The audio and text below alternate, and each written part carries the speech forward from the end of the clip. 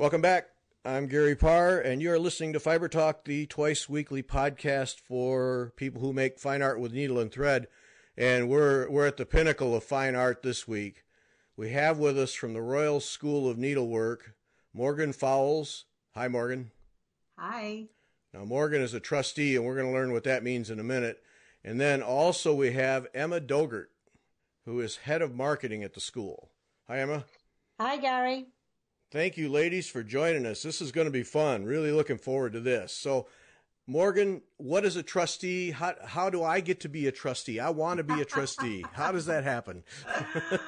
Well, it might be possible. It would probably be preferable if you moved to England, though, Gary. Okay. I'll play for it. I can do that.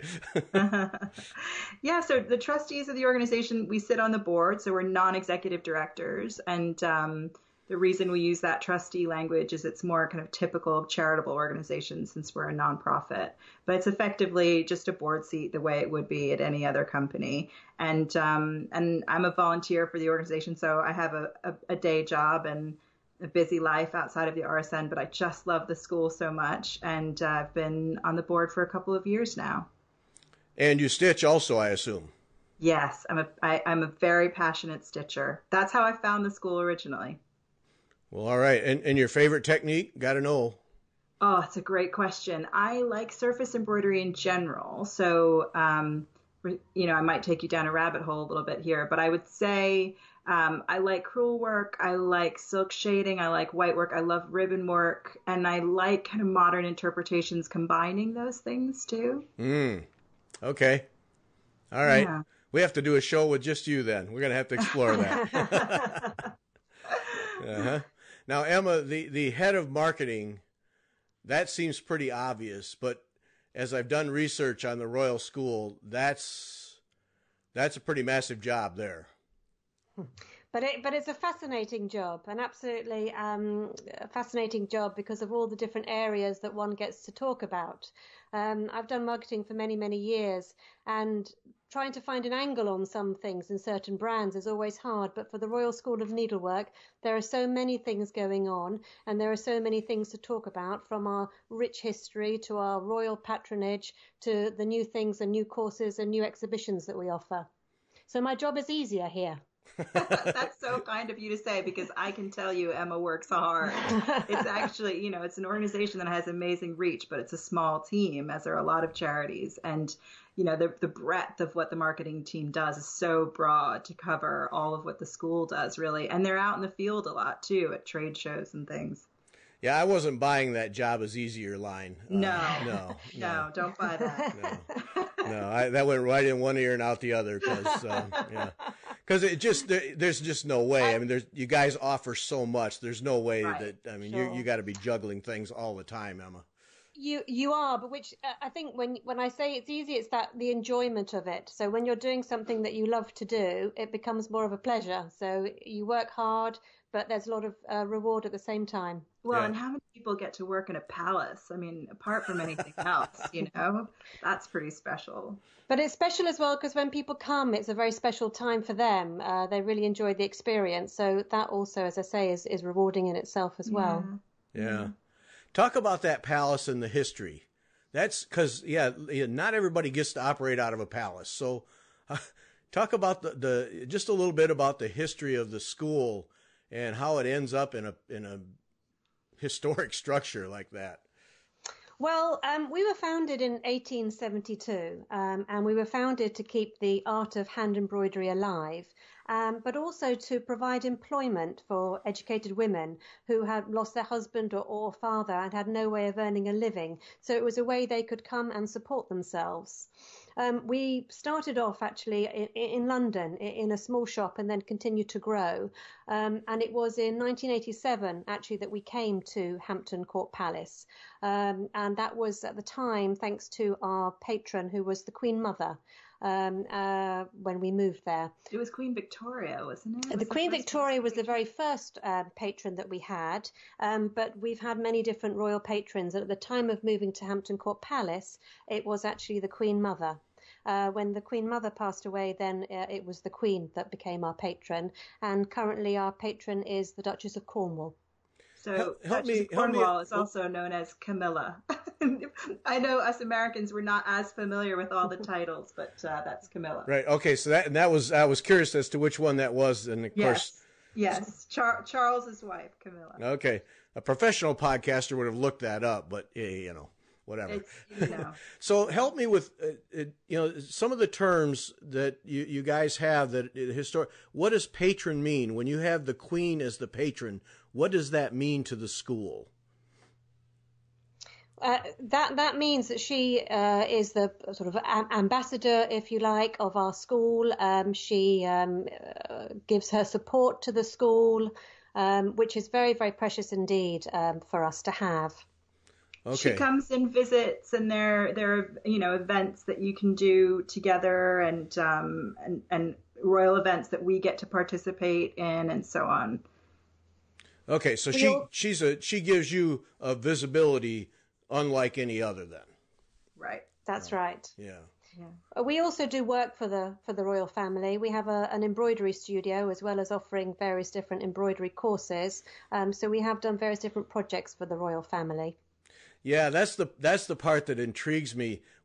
Talk about that tie with the royal family, because that's pretty significant, isn't it?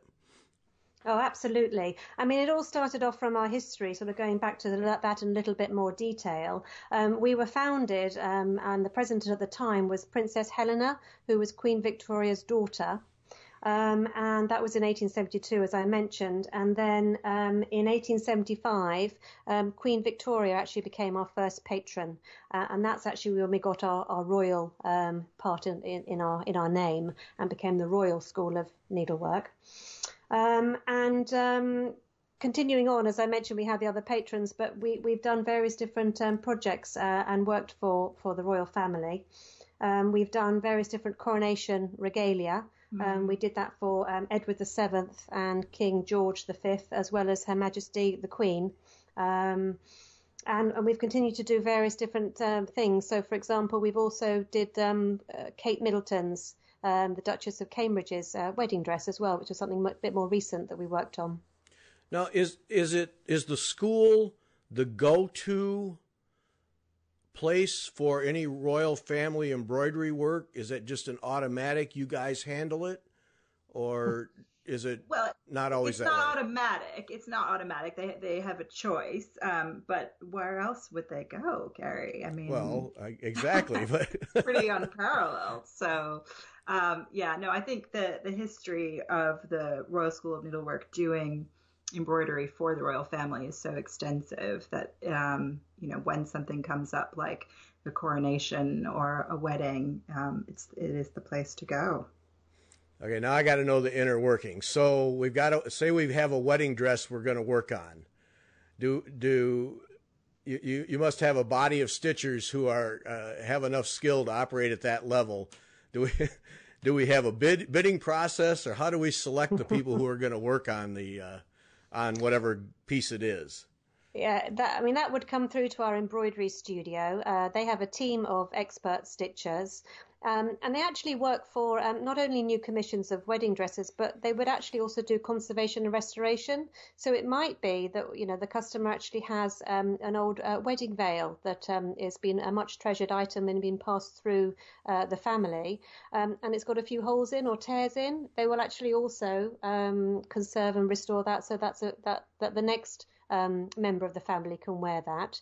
Or, as I say, yes, they will actually create something new as well. So, to be honest, it depends on what the client wants, and they will discuss that with our team, and then they go from there.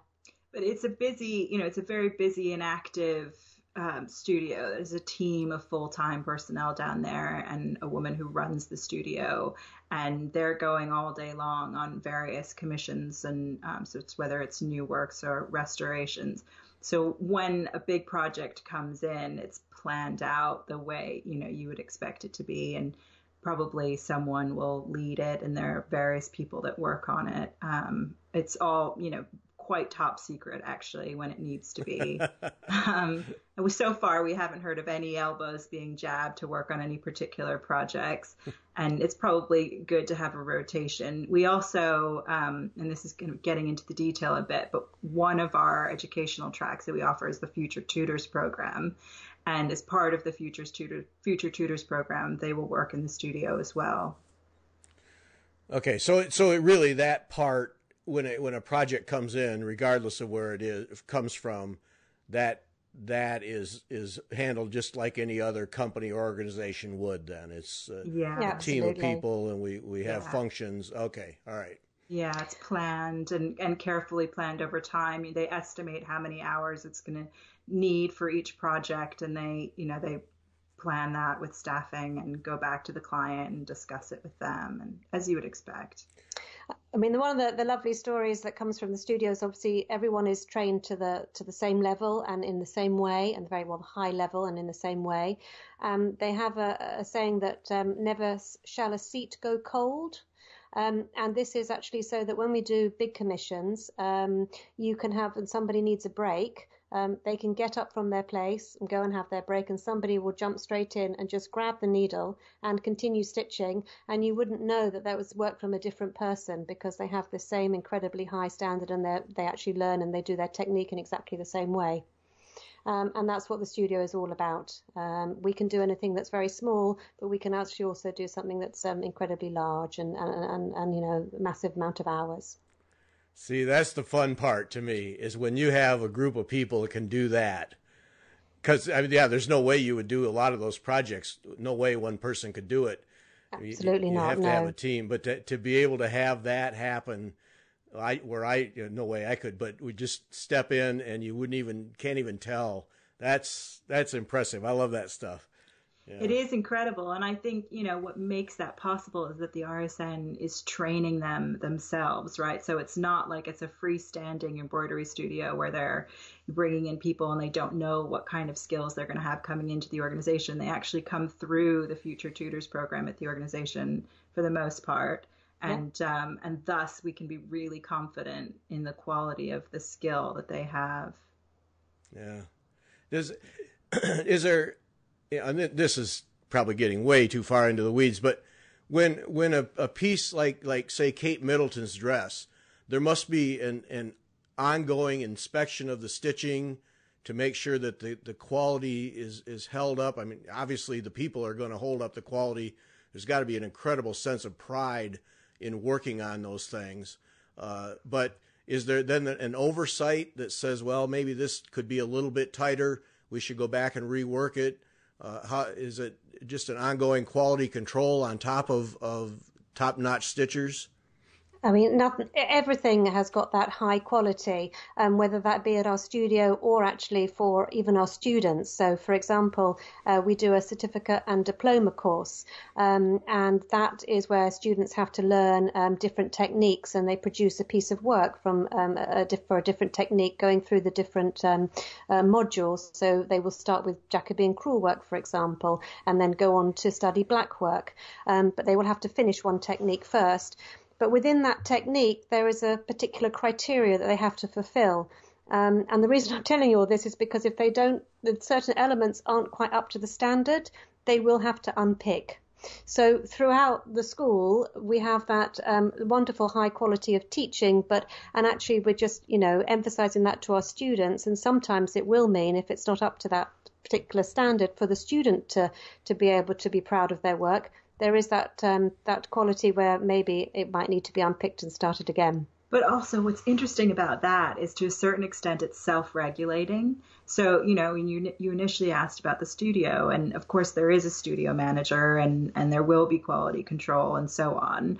But everybody working on the garments or on the pieces will want to have their stitches be perfect, right? I mean, they really want to be proud of what's going out. So they probably don't need that oversight very often. No, I'm sure not. It's the same thing with C&D. Before I started, because now, so C&D is what we call the certificate and diploma program, just shortcut. I've actually joined the C&D program now, and before I did it, I'd heard that there was a lot of unpicking that goes on, and I thought, oh, that's not going to be me. I'm just going to have fun and be casual about it. And now I've started. I can't tell you how much unpicking I do, because you think if you're really going to take advantage of the instruction and really learn, then you actually want to get it to that standard. So you don't even really need the instructor to tell you most of the time. You just think, you know what, I can do that a bit better. Yeah. I mean, we talk about the certificate and diploma, but we talk about, obviously, there are day classes. So we offer the breadth of the courses for somebody who'd like to dip their toe into the water and have just a 1-day lesson and not have to do so much, not have to do the unpicking because they don't have an assessment to pass. Then a day class is absolutely the perfect area for them. And you can learn that, and you can do that at a beginner level all the way through to an advanced level. But we have a lot of people that come and they do our day classes, but they just love it. They get the bug and they want to completely submerge themselves. And that's when you would start to think about doing something like the certificate and the diploma, which covers more of a technical hand embroidery element and various different techniques within that. And it's a very sort of structured course in what you learn, but it's also a very flexible course in terms of your time. So you can come actually when it suits you, whether that be once every couple of weeks, once every month, and you can completely submerge yourself within the world of hand embroidery there. Yeah, well, that's an interesting distinction, because 2 or 3 weeks ago when Arlene and I were speculating about what we would do if we were able to come to England and go to the school, and I probably didn't convey it very well, because that's my talent, is not conveying it well. But for me, it's to go to what I would view as the center of stitching mastery and learn it. And I think I said it, establish in me a baseline for whatever technique. This is how it's done exactly right. And if it involves a lot of unpicking, then so be it. But to establish that, to me, that would be the education for me to go there just personally and have that foundation and then grow from there. But it's an interesting distinction you made, Emma, in that isn't always what the school is about. That there are these other courses where you don't have to be an expert stitcher. You don't have to have 30 years of daily stitching to participate and to learn. You have these courses that reach all levels. And I think sometimes we think the Royal School of Needlework, I could never do that. But why not learn from, even if you're a beginner? Oh, absolutely. I mean, the Royal School of Needlework really is for everybody who loves needlework, whether they want to learn how to do that, whether they want to improve what they already know, or even actually if they just love to see it, because we also hold exhibitions at Hampton Court Palace twice a year. So you don't have to be at a certain level. Everybody starts from somewhere. And when we see some of the work that our students produce, it is absolutely inspiring. But they've started somewhere, and you have to start at the beginning. Yeah, and I think, because I've gone through the journey just as a student before I had any kind of association with the school. And so, I can tell you initially just coming and taking a class at the Palace was just an extraordinary way to spend a day. It was just wonderful, Yeah.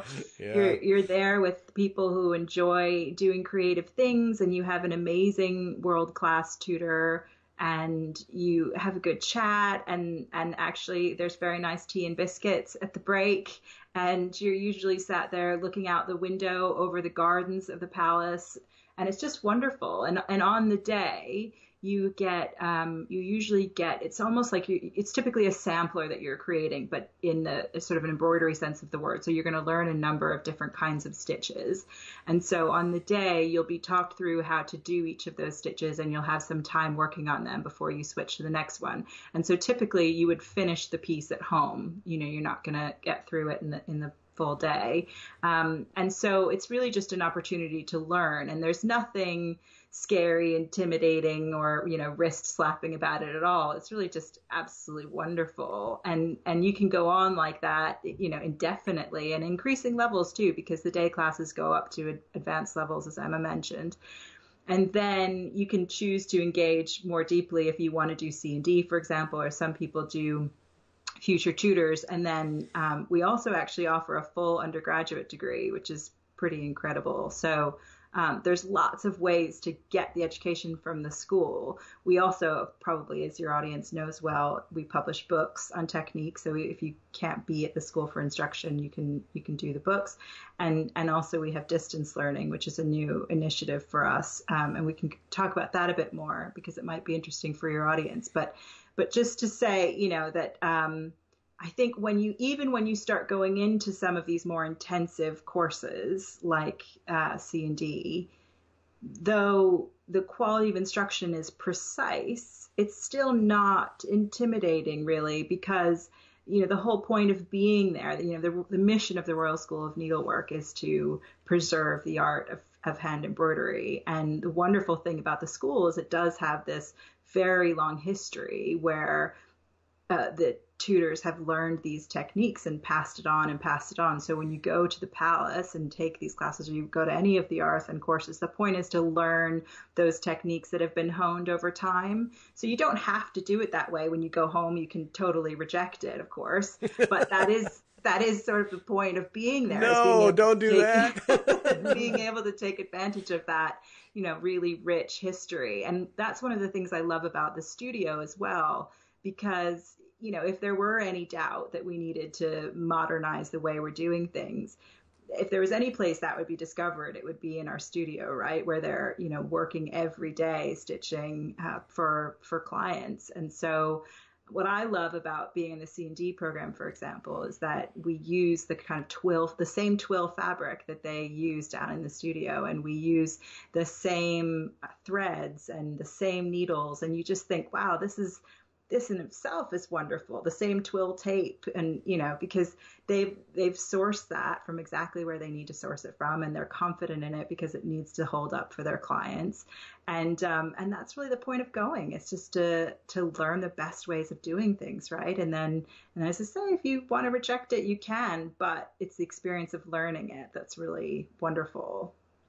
And it doesn't have to be for a career. I mean, people come if they do it for a hobby, but there are also people that choose it for a career. As Morgan said, we have a degree in hand embroidery, and our students go off to do a variety of different jobs. Some of them are working for designers in couture. Others are even doing costumes now in the movies. But we have a lot of people who just come and they enjoy it, and it's their special time.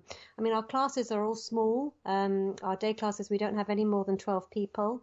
And it is, as Morgan said, it's a friendly bunch of people. It's lovely. Yeah, it's just a wonderful day to spend a day, really. But you don't feel when you're there, like if you're doing day classes, you're somehow not on the same level as the people that are doing future tutors or anything like that. I mean, actually, the day classes is what you feel mostly when you're there, because it's a very big part of what the school does. And especially if you're there on the weekends, the place is taken over by the day classes. And so it just is a fun, convivial environment. And you'll see each other during the breaks, and you're having tea and biscuits, and you can see what other people are doing in their classes. And it's just very friendly, really.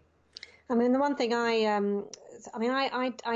learned, and I've had a few lessons. I'm not a stitcher like Morgan. I came in to do the marketing side of things, but you can't help but be inspired by the passion that's there, which is what's inspired me to do more classes, which is why I also enjoy talking about it, because there is that passion there and there is that positivity there, which is lovely to be around. I mean, just today we talked about Hampton Court Palace, but it's a beautiful sunny day here, and it was absolutely alive at the palace with people and school children coming to visit and things like that, and the gardens are just looking absolutely superb. It is a wonderful place to be. Emma, you came to the Royal School and you didn't stitch? Oh boy. And then you see, and now the wonderful thing is that I can, I'm not in any kind of league of our tutors and our experts in the studio, But one of the things that I do and I enjoy doing is actually then, making sure this is passed on to future generations. And I've actually taught my children what I've learned. There we go. And they have a passion for stitch as well. And they're even doing it in their school now, which is lovely to see. My daughter just came home with a very nice applique project.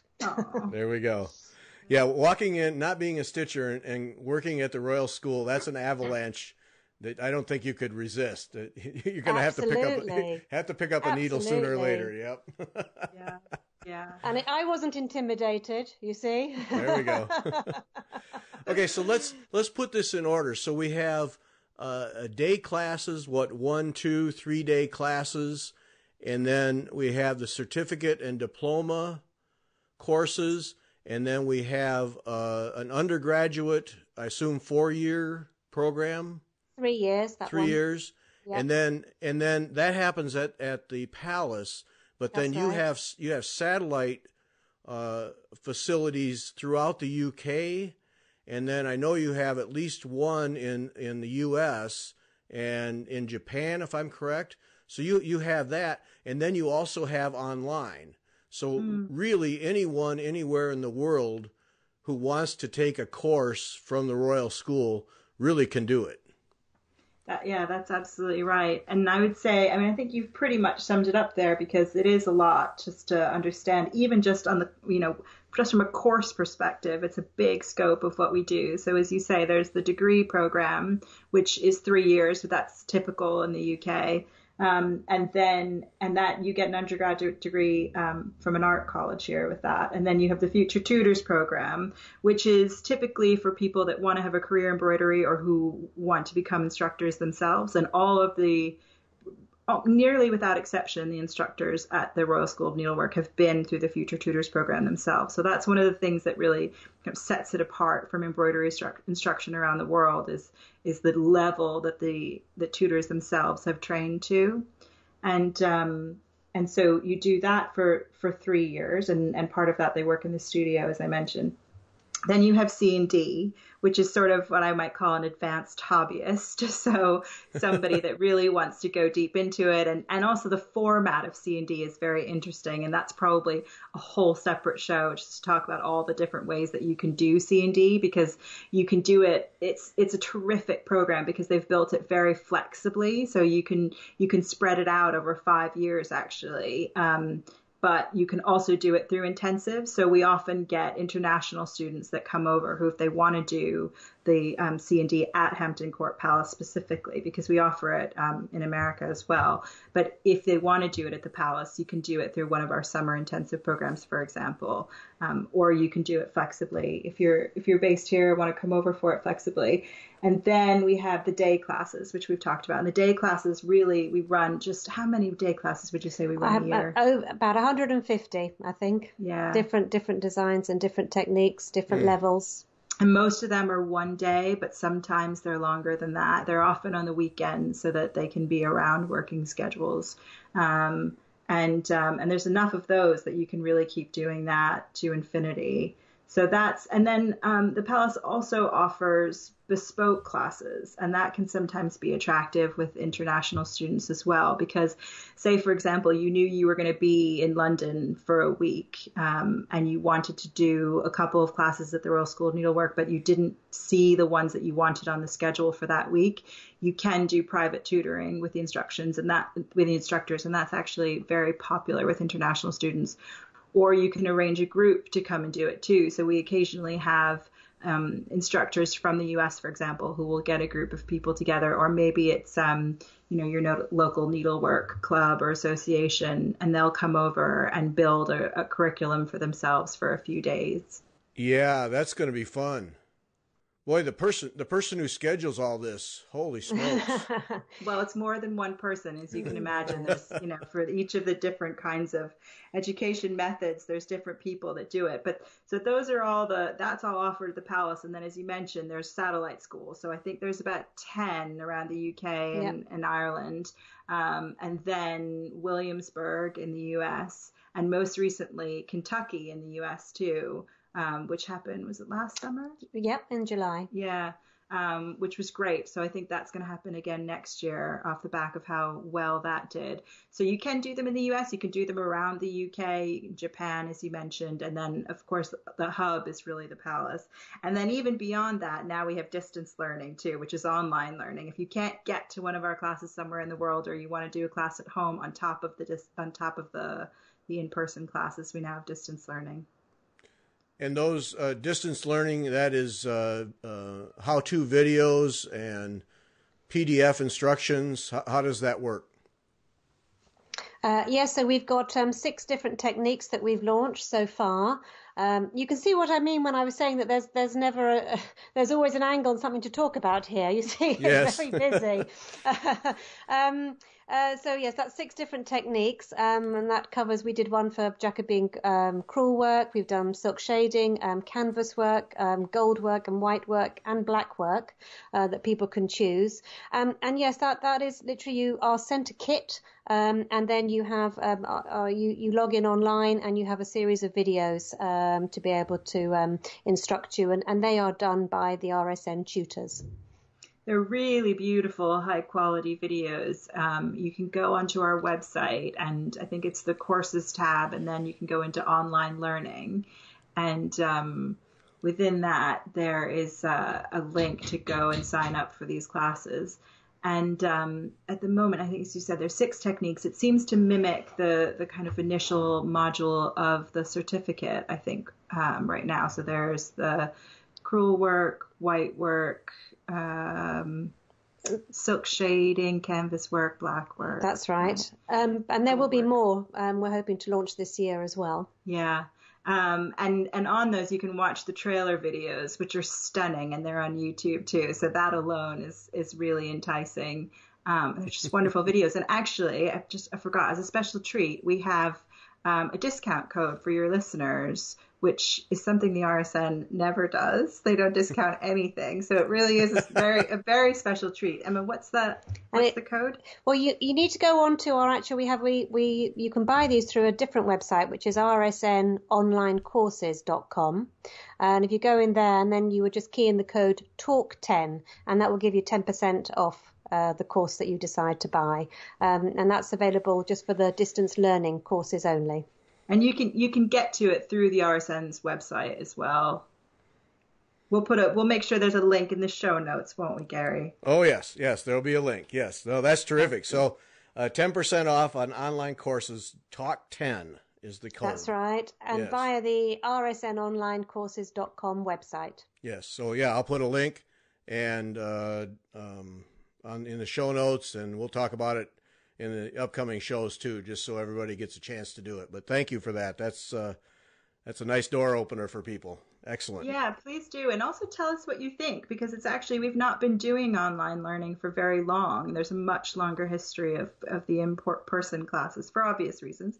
The internet is still relatively new, isn't it? But we'd love to hear what people think, and to get feedback, and maybe what techniques they'd want to see next, and so on. So there we have it. All you people who keep beating on me because I keep spending your money. There, you're welcome. You're more than welcome.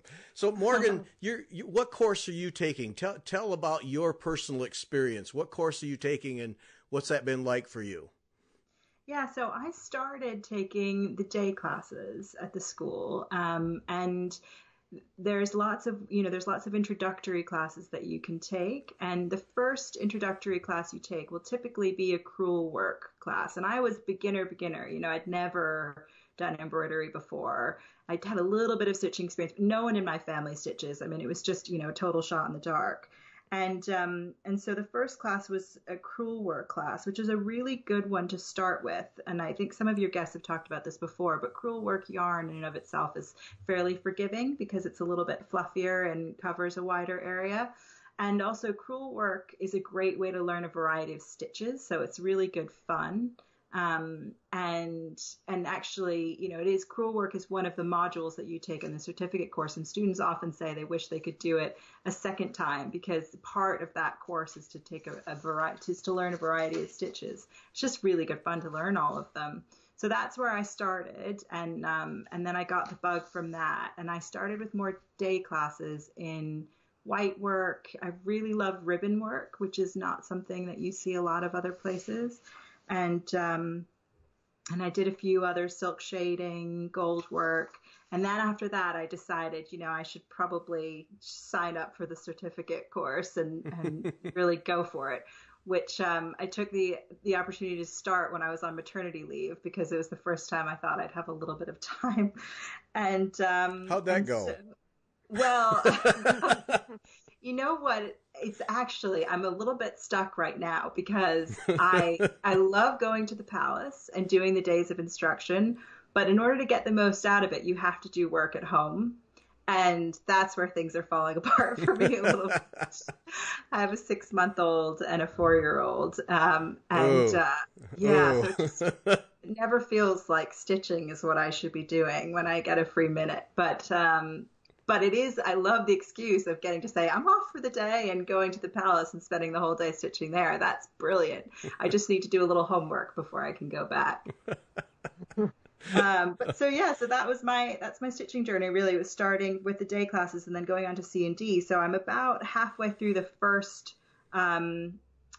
technique of the first module. So the certificate is sort of the first one you can do, and then you go on to the diploma. And if you also complete the diploma, then you can do an advanced diploma. And the certificate is made up of crewel work, and then you can choose either black work or canvas work, and then silk shading and gold work. So I'm just on crewel work of the certificate course. So really at the beginning of my C&D journey with the RSN.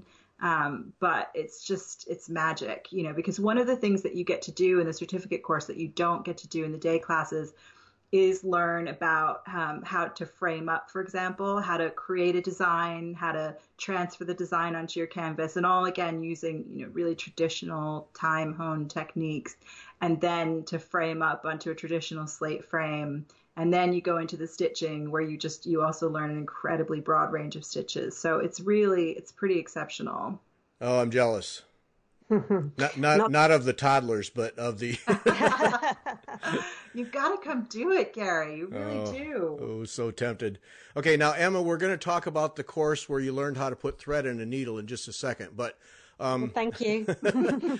I want to make sure that I mention to people one of my favorite books, and you guys help me with the title because it's not in front of me, is that compilation book that you guys did that has it's different modules, and they're all in one book for all the different techniques. I think that's one of those books that everybody should own. It's called the Book of Embroidery, Gary. Oh, that's deep. Big meeting for that, huh? Yeah, the Royal School of Needlework's Book of Embroidery. I know, I've heard you talk about that book a number of times, which I was excited about because we saw it in the board meeting, and then almost immediately you picked it up. And of course, my instinct was we should have taken the price up because you kept talking about how cheap it was. But it's wonderful, isn't it? I mean, it's just incredible because you can, as you've talked about, you can buy each of those separately as technique books. And it's nice to buy them separately because they're very lightweight and they've got a great, spine on them that allows the pages to lay flat and things when you're working. So the small ones are a good reference too. But the big, massive compilation is just a wonderful book. Yeah, and I shouldn't use the word cheap. I mean, it's because it's a quality book. It's a bargain. It's a really an incredible value. And also if you're interested in just trying different techniques, it's just superb for that because the instructions are really good, really clear photos and illustrations and projects in there. So you can easily dabble and have some good background instruction in whatever it is, black work, needle painting, all of them. Yeah. And I just think it's an excellent publication. And, anyone who's interested in trying a new technique, I mean, that would be the first book I would buy just because it's just a good starter place. And Yeah, it's effectively a textbook, isn't it? And it's the size of a textbook. And we all remember, what textbooks used to cost when we were in school. So it is, it's really incredibly good value. And it has all the techniques in it. You can get it on Amazon as well as, hopefully from your local needlework shop. You can get it at the RSN shop, of course. So it's really easy to find it too. Yeah, go buy it. They're going to jack up the price. Watch out. Yeah. All right, Emma. Now, how many hours to learn how to get that thread through the needle when you first start? No, I'm just kidding you. Well, actually, you say that, but do you know the RSN way of threading a needle? No, I do not. Ah, now you really do have to come now. All right, Gary. turn it around on me, Emma. Here we go. Because I now do. They are amazing. I mean, I can sit there sometimes for 5 minutes fumbling because very often, especially if you're doing silk shading, they use fairly tiny needles with tiny eyes, and they really have one strand of cotton going through most of the time. And I can sit there for a while fumbling around, or white work too. Sometimes it can be tricky.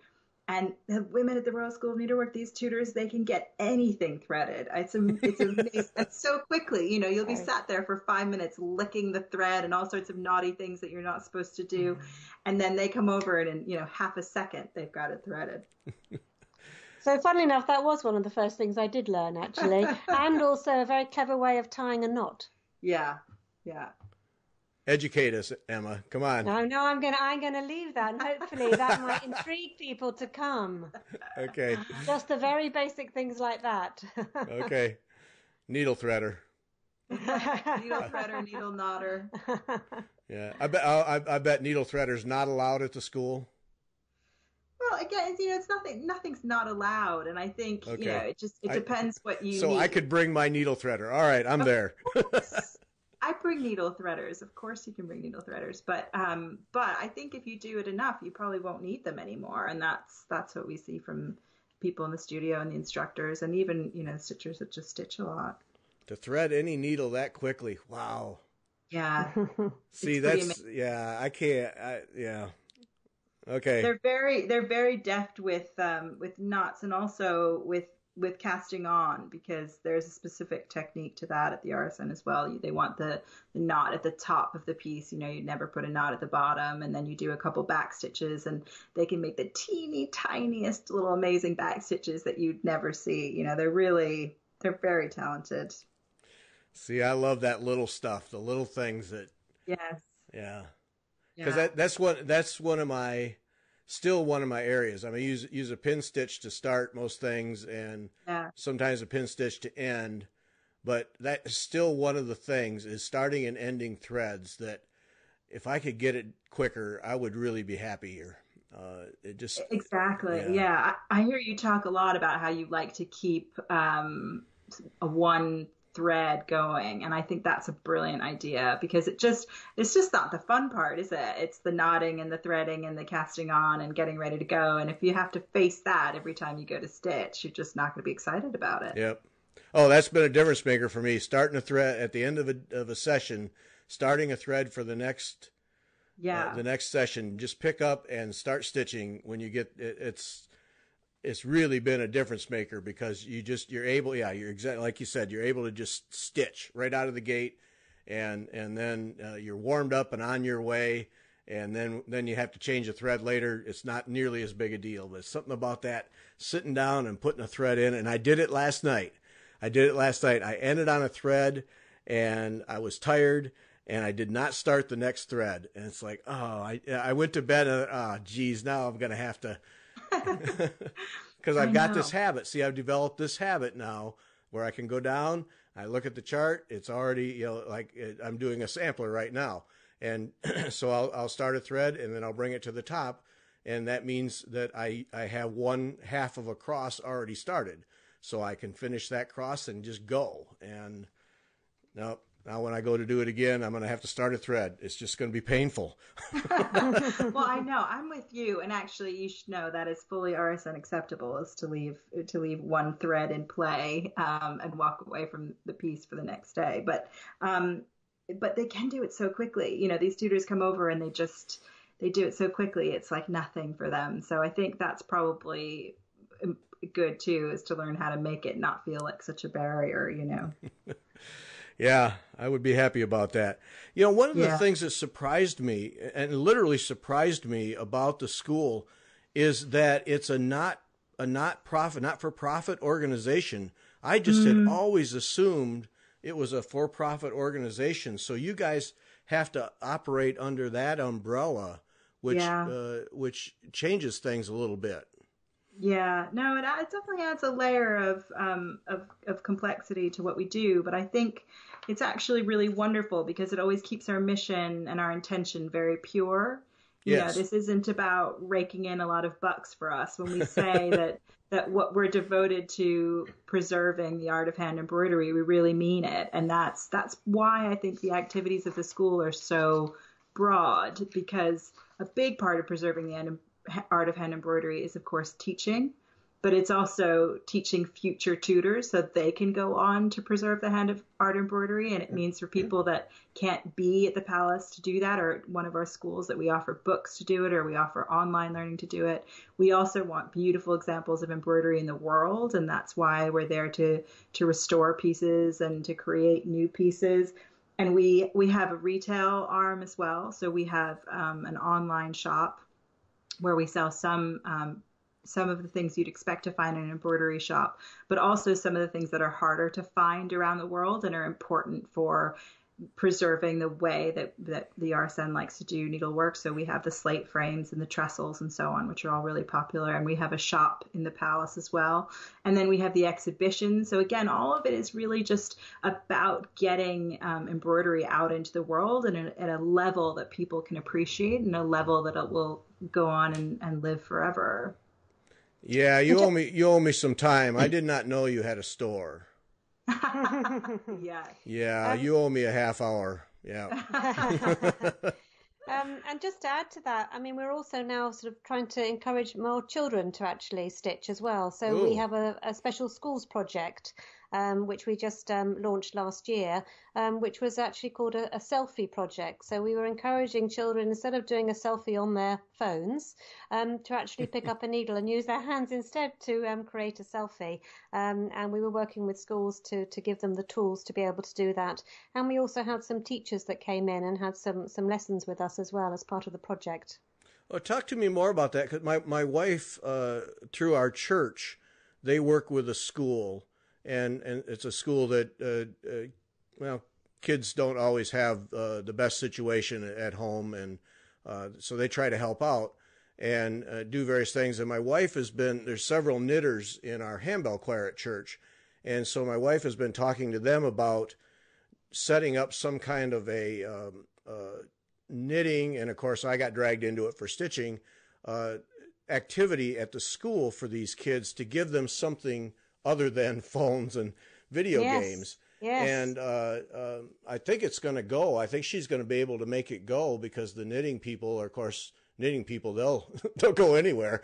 But so how are you doing that? Are you going right to the schools and providing materials and instruction, or how is that working for you? Well, at the moment, we've just done it in the UK, and we provided a certain number of tools for them, which we've sent out to the schools. But we've had and then some teachers, we've actually been able to operate a bespoke class, if you like, for some of the teachers, and they've come to visit us. We've had one so far in Hampton Court Palace. We've had some other ones in our UK satellites as well. And we've had really, really good feedback with that. Funds don't always stretch anyway in the schools. So, and the things, unfortunately, that go are always the arts sort of subjects or the more creative subjects. So it's been really welcomed by the schools. And I think the children have really enjoyed doing it. I think it just gives that sense of achievement when you create something. And it's very nice, actually, to have that.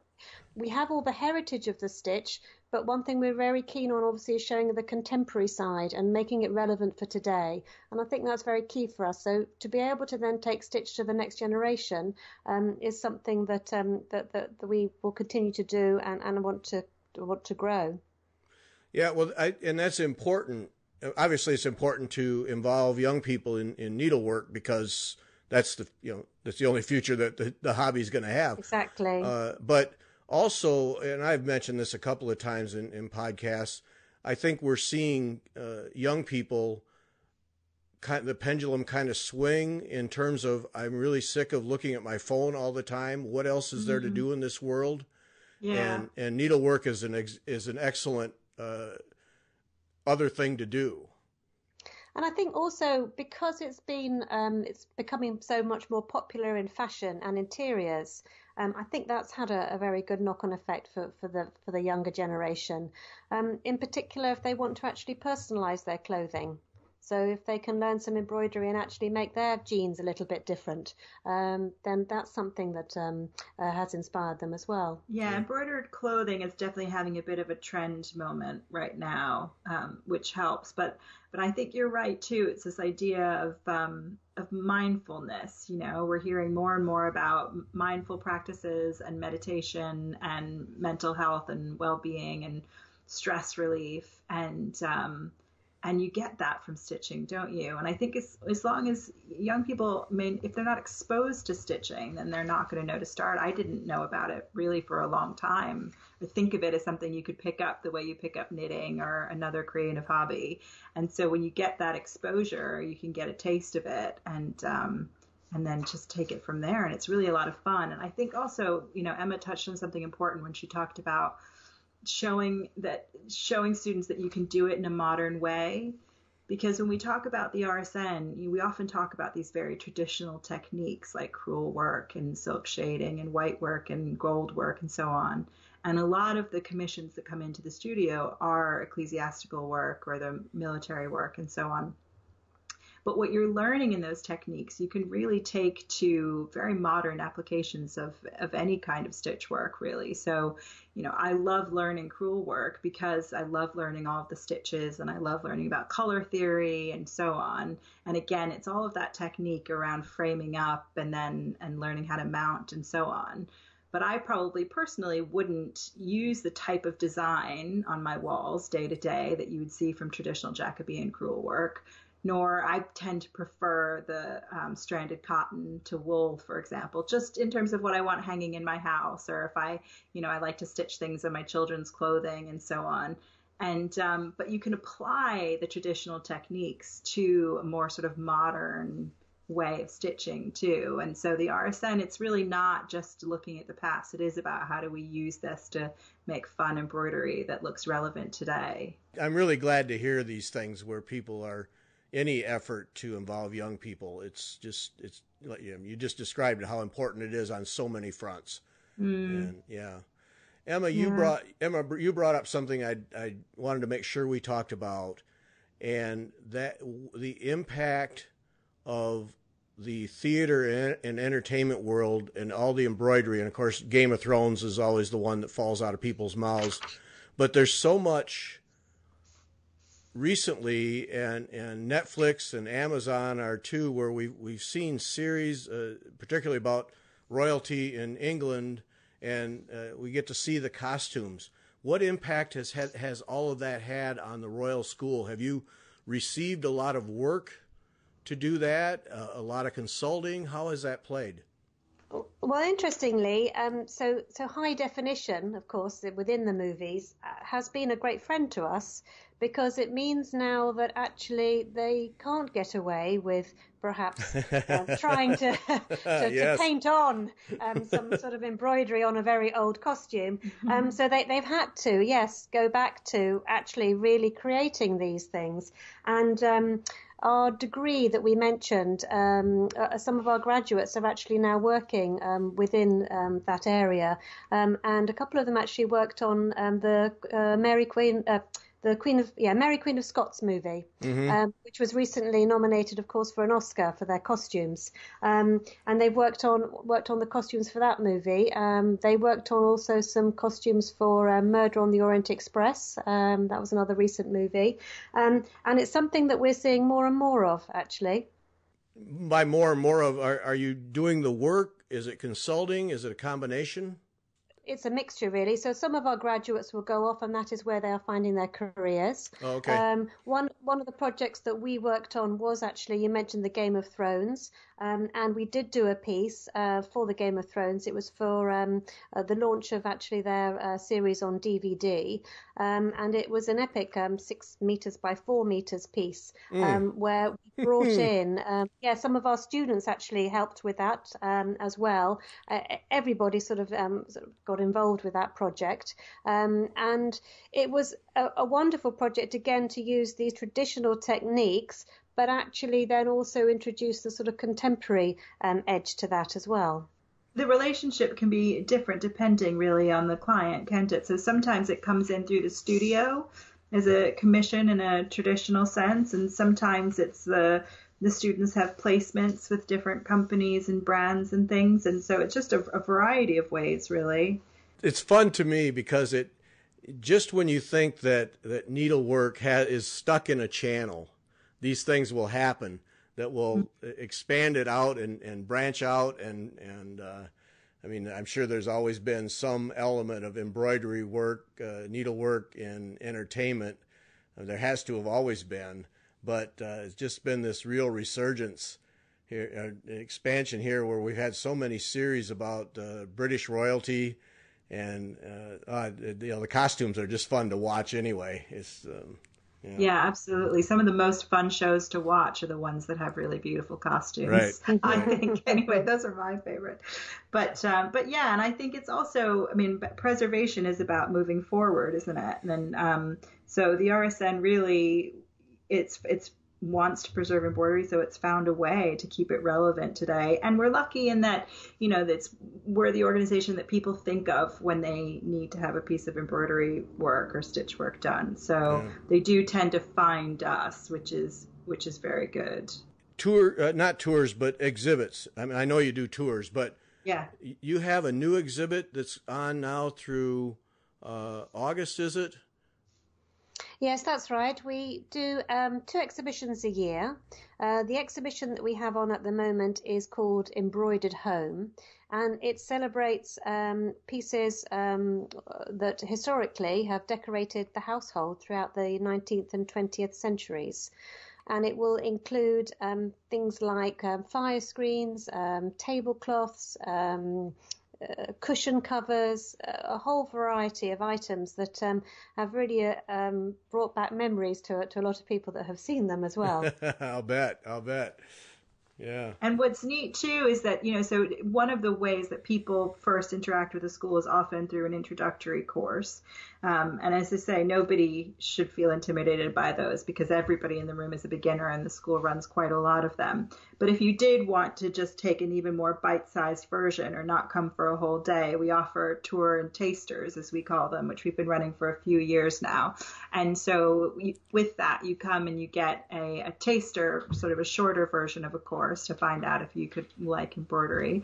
And also you do a tour and you'll see the exhibition. You also get to see the studio, don't you? Yes, that's right. Which is really neat. I mean, just getting to see, the studio, Gary, because they've got all the supplies and things in there. So there's like one whole wall is just cubbies filled with crewel work threads in every color you can imagine. Oh, no. It's amazing. Not fair. That's not fair.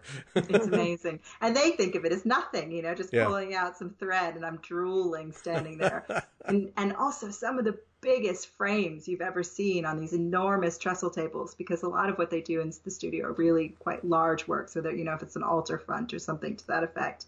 And so if you come for a tour, you get to walk through the studio and see what people are working on, and then also see the exhibition, and you'll be in the palace and you can do this sort of taster class as well. So that's a really nice day out if your listeners find themselves over in the UK and want to do sort of more of a bite-sized version. All right, see, now this is trouble. See, now I gotta find a way over there. Yeah. What I need to do is find a business trip and then extend it. That's what I need to do. Yeah, and the palace is not, we're not directly in central London, but it's an easy train ride. I think it's probably still technically within the bounds of London, and it's an easy train ride from central London, and there's local hotels and restaurants and things. So if you did want to come out just for the afternoon, it's really easy to do. And then for people that come over for the intensives, there's lovely hotels nearby and restaurants and things that you can stay in and just walk to the palace each day for class. So it does really make for a very nice trip. I mean, even if we talked about the different classes that we offer in the summer, we offer actually classes which are 5 days, for example. We've got a couple of those that are available as well. So you don't always have to do the certificate and diploma, an intensive course, if you want to do something different. The best way to do is always look at our website to check what's actually available and what spaces we have. Yeah. All right, you guys. Now, see, this is just trouble. This is just trouble because I'd like to do all of that. Mm-hmm. But I have to say, Kentucky's just a short day drive from here, so that might be my best shot. Mm-hmm. Yeah, so that'll run again next summer. I think it sold out really fast last time, and I think probably because it was so great, it'll sell out even faster this time. But we'll keep an ear out, Gary, and we'll tell your listeners too when it starts. Okay. All right, Kentucky. I got to focus on Kentucky. All right. Yeah, that was great. And I think, did Susan go out herself for that as well? She did, yes. Because as part of the summer school, Susan actually also does talks, and there are other things that happened, other events throughout the 2 weeks. Susan is our chief executive. I'm not sure if we properly introduced her, but yeah, she came out for that last summer, and as Emma said, she did talks and things. And so that'll run again next summer, but there's Williamsburg as well. That's a little farther for you personally, Gary, but it is also in the States. Yeah, Kentucky. Kentucky. I'm focusing on that. All right. Okay. Hey, ladies, that's been a lot of fun. Thank you so much for taking the time to share all this with us and just give us a much better view of what the Royal School is. This has been fun. Thank you. Thank you so much for having us. Thank you very much. We love your show, and we love listening and really appreciate it. Well, thank you for that. Now, just to remind people now, 10% off of online courses, and the code is TALK10. TALK10. Mm-hmm. And the best way to find it is you can either go through our website and go through online courses, or you can go directly to the website that sells them, which is rsnonlinecourses.com. Okay. TALK10, rsnonlinecourses.com. Get 10% off of a Royal School online course. Yeah. Excellent. Lovely. Thanks. Thank you very much, Gary. Appreciate it. Thanks to everybody for listening.